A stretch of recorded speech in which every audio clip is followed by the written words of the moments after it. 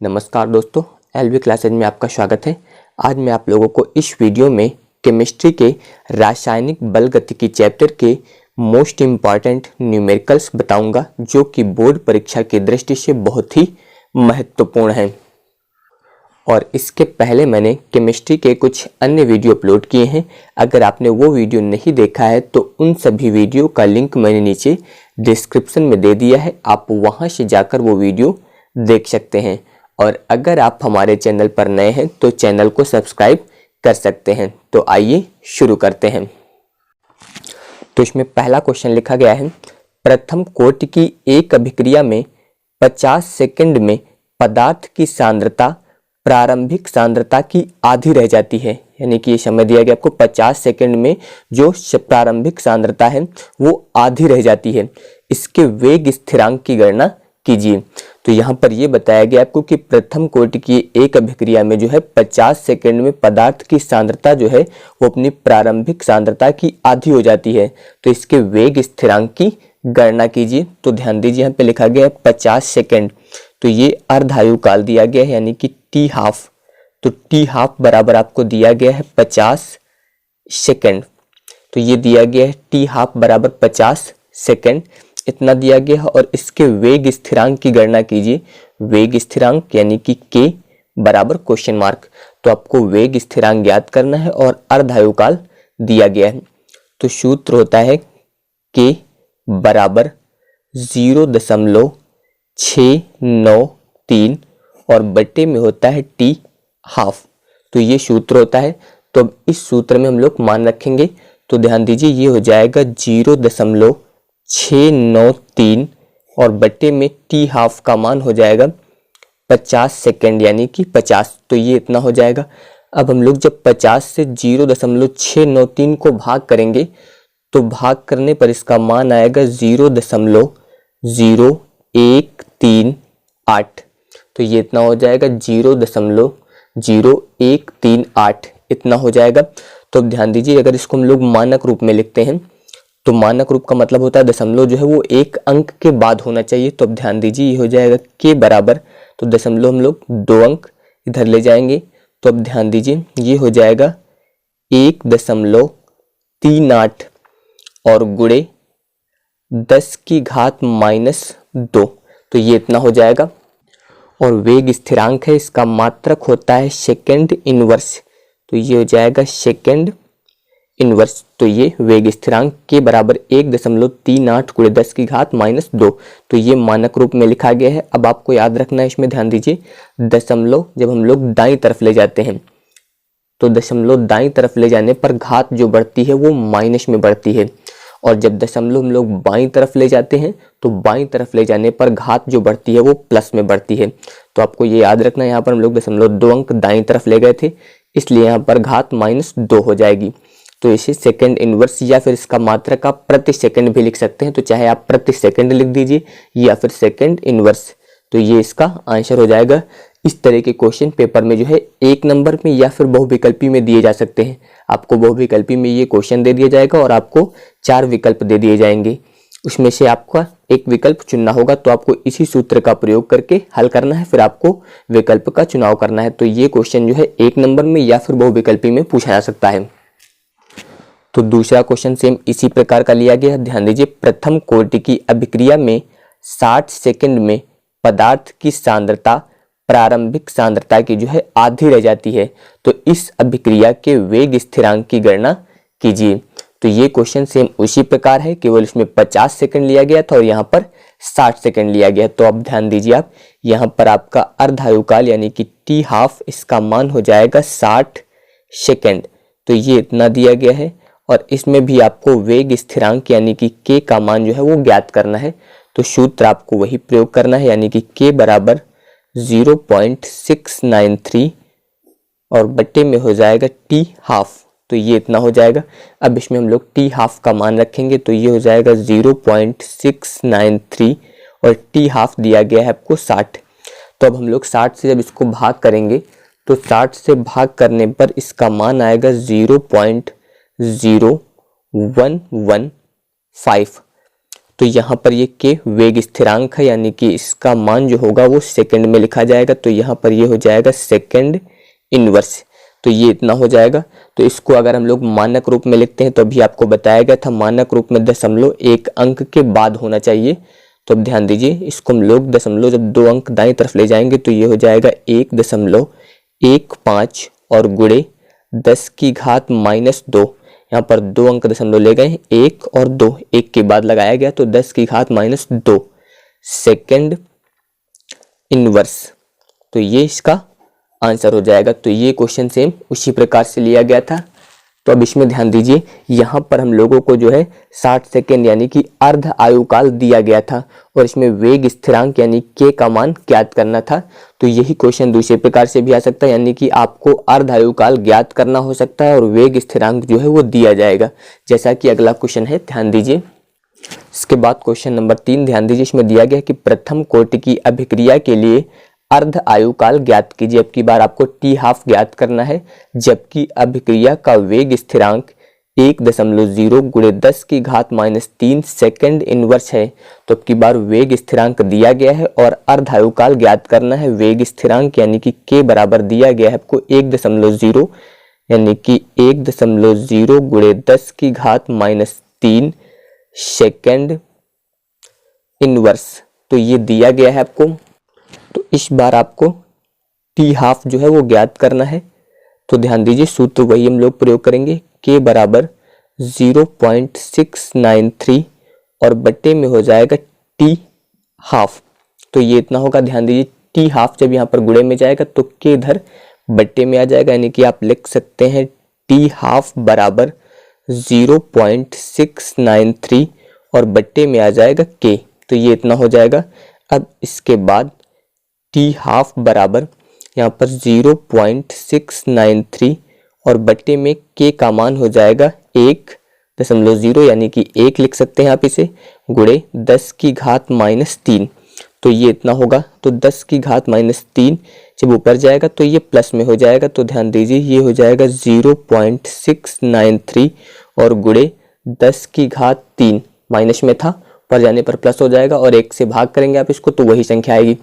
और 10 की घात 3 दिया गया है यहाँ पर। तो अब ध्यान दीजिए, 10 की घात 3 और 10 की घात 3 का मतलब होता है 1000, यानी कि इसको आप लिख सकते हैं 0.693 गुणे 1000। तो जब 1000 से इसका गुणा करेंगे तो ये आएगा टी हाफ बराबर 693, यहाँ पर 3 अंक, इसके बाद 0 लगेंगे 3। तो यहाँ पर दशमलव जो दिया गया है वो 3 अंक पे दिया गया है, तो 3 अंक पे दशमलव लगा देना, यानी कि ये आ जाएगा 693 सेकेंड। तो ये अर्धायुकाल आ जाएगा 693 सेकेंड। तो ये आपका अर्धायुकाल हो गया, यानी कि ये इसका आंसर हो जाएगा। तो इसमें आपको अगर अर्धायुकाल दिया जाएगा तो वेग स्थिरांक पूछा जाएगा, और अगर वेग स्थिरांक दिया जाएगा तो अर्धायुकाल जो है वो पूछा जाएगा। इस प्रकार के क्वेश्चन पेपर में आते हैं। इसके बाद क्वेश्चन नंबर 4 दिया गया है, एक प्रथम कोटि की अभिक्रिया का अर्ध आयुकाल 60 मिनट है, कितने समय में 90% अभिक्रिया जो है वो पूर्ण हो जाएगी। तो इसमें आपको अर्ध आयुकाल दिया गया है 60 मिनट और ये पूछा जा रहा है कि कितने समय में जो है 90% अभिक्रिया पूर्ण हो जाएगी। तो ध्यान दीजिए, अर्ध आयुकाल यानी कि टी हाफ आपको दिया गया है यहाँ पर 60 मिनट, इतना हो जाएगा यहाँ पर अर्धायुकाल 60 मिनट। इसके अलावा पूछा गया है कितने समय में जो 90% अभिक्रिया है वो पूर्ण हो जाएगी। तो कितने समय में, इसको हम लोग मान लेते हैं टी, यहाँ पर लिख देते हैं 90। ये हम लोगों को ज्ञात करना है। इसमें पूछा गया कितने समय में जो है 90% अभिक्रिया पूर्ण हो जाएगी। तो अब ध्यान दीजिए, पहले जो अभी हम लोग सूत्र प्रयोग कर रहे थे यानी कि के बराबर 0.693 और बट्टे में हो जाएगा टी हाफ। तो ये इतना हो जाएगा। तो 0.693 और बट्टे टी हाफ का मान रखेंगे यहाँ पर। तो यहाँ पर दिया गया है 60। तो अब हम लोग जब 60 से इसको भाग करेंगे तो भाग करने पर इसका मान आएगा 0.01155। तो भाग करने पर इसका मान आया है 0.011, फिर इसके बाद 55। तो ये इतना हो जाएगा। तो यहाँ पर ध्यान दीजिए जो हम लोगों ने मान ज्ञात किया है k का, तो k बराबर 0.01155 ये हो जाए कि अर्धायुकाल मिनट में दिया गया था, इसलिए इसका मान यहाँ पर हम लोग लिखेंगे मिनट इनवर्स। तो याद रखना ये मिनट में दिया गया था, इसलिए यहाँ पर आपको ये लिखना है मिनट इनवर्स में। तो ये इतना हो जाएगा। अब इसके बाद ध्यान दीजिए यहाँ पर हम लोग प्रथम कोटि की अभिक्रिया के लिए वेग स्थिरांक का सूत्र लिखेंगे। तो इसका मान होता है k बराबर 2.303 और बट्टे t log बेस 10 और a बट्टे a माइनस एक्स। तो ये प्रथम कोटि की अभिक्रिया के लिए वेग स्थिरांक का सूत्र होता है। तो अब ध्यान दीजिए k, इसका मान हम लोगों ने अभी ज्ञात किया है, तो k का मान यहाँ पे लिखा जाएगा 0.01155। तो ये k का मान हो जाएगा। इसके बाद 2.303 बटे t, तो t की जगह पे हम लोग लिख सकते हैं t 90, क्योंकि इसका मान आपको ज्ञात करना है कितने समय में पूछा गया था। इसके बाद log बेस 10। अब यहाँ पर ध्यान देना है आपको, जो ये लिखा गया है a और a माइनस एक्स, तो इतना ध्यान दीजिए यहाँ पर। इसमें क्वेश्चन में दिया गया था आपको कि कितने समय में 90% अभिक्रिया जो है पूर्ण हो जाएगी, कितने समय में 90%। तो हम लोगों को प्रारंभिक मान यानी कि जो a है इसको आपको मान के चलना है 100 यानी कि 100%। तो a का मान जो होगा वो 100 होगा और x का मान जो होगा वो 90 होगा, क्योंकि कितने समय में पूछा जा रहा है कि 90% अभिक्रिया जो है वो पूर्ण होगी। तो x का मान 90 रखना है, बाकी प्रारंभिक मान जो होंगे वो 100% लेना है आपको, यानी कि 100 पूरा। तो ये इतना हो जाएगा। अब इसके बाद ध्यान दीजिए, तो ये हो जाएगा 0.01155 बराबर 2.303 बटे t, यहाँ पे लिख देंगे 90। इसके बाद log बेस 10, यहाँ पर ध्यान दीजिए ये हो जाएगा 100 और 100 से 90 घटाएंगे तो यहाँ पर बचेगा 10। तो यहाँ पर 0 से 0 कैंसिल हो जाएगा। अब इसके बाद ये हो जाएगा 0.01155 बराबर 2.303 और बट्टे में मान लेते हैं यहाँ पे t 90। इसके बाद log बेस 10 और यहाँ पर आएगा 10। तो log 10 जो ये मान दिया गया इसका मान जो होता है 1 होता है, यानी कि इतने का मान जो होगा वो 1 होगा। आपको याद रखना है log बेस 10 और 10 इसका मान जो होता है वो 1 होता है। तो यहाँ पर हम लोग 1 रखेंगे। अब तो ये हो जाएगा 0.01155 बराबर 2.303 और बट्टे में मान लेते हैं t 90, इसका मान 1 हो गया।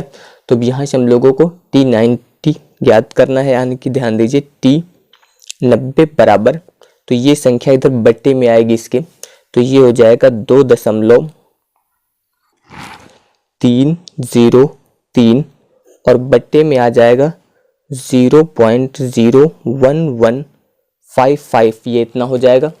अब इसके बाद t 90 बराबर जब इस संख्या से इसको भाग करेंगे तो भाग करने पर इसका मान आएगा 199.39। तो ये इतना हो जाएगा। समय पूछा गया था इसलिए इसका मान जो होगा वो मिनट में लिखा जाएगा, क्योंकि मिनट में आपको क्वेश्चन में दिया गया था अर्धायुकाल जो है 60 मिनट, इसलिए इसका आंसर जो देंगे वो मिनट में दिया जाएगा। अगर सेकंड में दिया गया होता क्वेश्चन में तो इसका आंसर सेकंड में लिखते हैं। तो यहाँ पर पूछा गया था कि कितने समय में 90% अभिक्रिया जो पूर्ण हो जाएगी, तो आपको बताना है कि 199.39 मिनट में जो है अभिक्रिया 90% जो है वो पूर्ण हो जाएगी। तो ये इसका आंसर हो जाएगा। इसके बाद क्वेश्चन नंबर 5 ध्यान दीजिए, इसमें लिखा है कि यदि किसी प्रथम कोटि की अभिक्रिया का 90% 90 मिनट में पूर्ण हुआ तो इसके 50% पूर्ण होने में लगने वाला समय क्या होगा। तो इसमें दिया गया है कि प्रथम कोटि की अभिक्रिया का जो 90% है वो 90 मिनट में पूर्ण हुआ, तो इसके 50% पूर्ण होने में लगने वाला समय क्या होगा। तो अब ध्यान दीजिए, आपको यहाँ पर 50% पूर्ण होने में लगने वाला समय यानी कि आपको t हाफ जो है वो ज्ञात करना है आपकी बार। तो t हाफ बराबर हो जाएगा क्वेश्चन मार्क। तो अब ध्यान दीजिए, पहले यहाँ पर लिखा गया है 90 मिनट में पूर्ण हुआ, तो ये जो समय दिया गया है t, इसका मान 90 दिया गया है आपको और t हाफ आपको ज्ञात करना है अर्धायुकाल। तो t का मान 90 दिया गया। तो अब ध्यान दीजिए, यहाँ पर पहले हम लोग वेग स्थिरांक के लिए सूत्र लिखेंगे तो सूत्र होता है k बराबर 2.303 बट्टे टी log बेस 10 a बट्टे a माइनस एक्स। तो ये इतना होगा। तो इसमें भी आपको याद रखना है प्रारंभिक मात्रा हम लोग 100 यानी कि 100% लेंगे और बाकी x का मान दिया गया है 90%।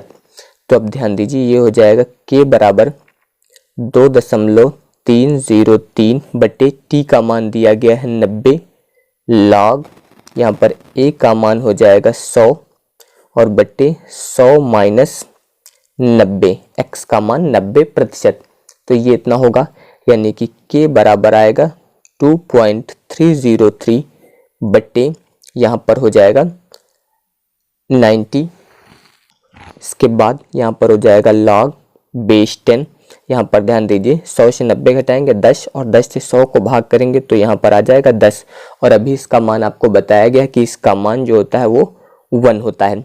यानी कि k बराबर जो आएगा तो k बराबर हो जाएगा 2.303 और बटे में हो जाएगा 90। तो ये इतना हो जाएगा k का मान। तो ये वेग स्थिरांक है, यहाँ पर वेग स्थिरांक दिया गया इसलिए इसका मान हम लोग लिखेंगे मिनट इनवर्स। तो ये k का मान हो गया। अब ध्यान दीजिए आगे इसमें दिया गया था 50% पूर्ण होने में लगने वाला समय क्या होगा। तो अब यहाँ पे लिखा गया अभिक्रिया के 50% पूर्ण होने में लगा समय। तो इसका सूत्र हम लोग प्रयोग करेंगे t हाफ बराबर 0.693 और बट्टे में हो जाएगा k। तो ये इतना होगा। अब यहाँ पर हम लोग k का मान रखेंगे जो भी ज्ञात किया गया है। तो ये हो जाएगा 0.693 और बट्टे में k का मान हो जाएगा 2.303 और गुणे में आ जाएगा 90। 90 यहाँ पर बट्टे में दिया गया तो बट्टे वाली संख्या प्लेट के ऊपर गुणे में आ जाएगी। तो ये इतना हो जाएगा। इसके बाद t हाफ, तो इसका हम लोग गुणा करके जब भाग करेंगे तो इसका मान आएगा 27.08 मिनट। तो ये इसका आंसर हो जाएगा। तो वीडियो देखने के लिए धन्यवाद। अगर वीडियो पसंद आए तो वीडियो को लाइक और शेयर जरूर करिएगा।